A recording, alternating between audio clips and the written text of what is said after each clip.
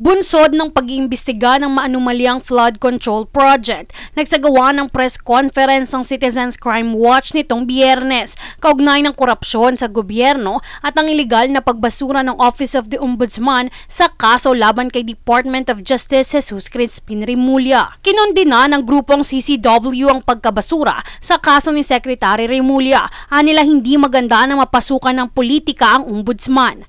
Ayon kay CCW Attorney Ferdinand Topacio, gagawin lamang politika ni Secretary Remulla ang Ombudsman, kaya umano hindi ito magiging makatarungan. Hindi dapat maging Ombudsman si Boying Remulla.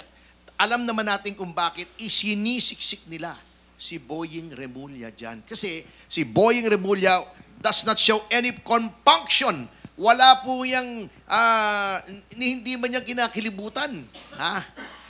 Kapareho din ito ng pahayag ni CCW Attorney Israelito Torion kung saan hindi sinang-ayunan ang pagtangkang pagpasok ni Secretary Remulla sa Ombudsman. Sa tingin ko talaga, dapat talaga ito siya, kung saan man siya, no? Doon na lang siguro siya. Wag na lang siguro niya ipilit yung sarili niya na maging Ombudsman.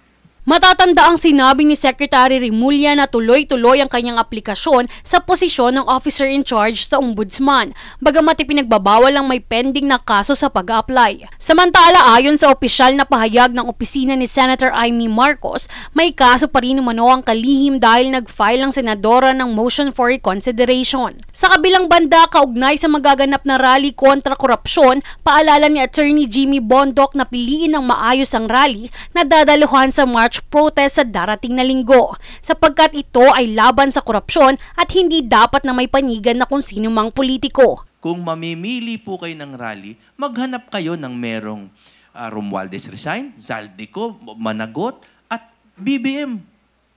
Resign, di ba? Hindi dahil dapat na siyang mag-resign, pero at least it shows that the rally is fair. Lubog na sa baha, lubog pa sa utang, kaya dapat ay may mapanagot. Yan ang panawagan ng CCW dahil ang korupsyon ay hindi lamang umano nangyayari sa flood control project, kundi pati na rin sa iba pang ahensya ng gobyerno. Ayon nga sa pahayag ng Citizens Crime Watch, kung ang magiging desisyon na ilagay si DOJ Secretary Boying Remulla sa Ombudsman ay hindi magiging seryoso ang investigasyon sa maanumalyang flood control project. Ako si Jovi Rodriguez, nag-uulat para sa Golden Nation Network.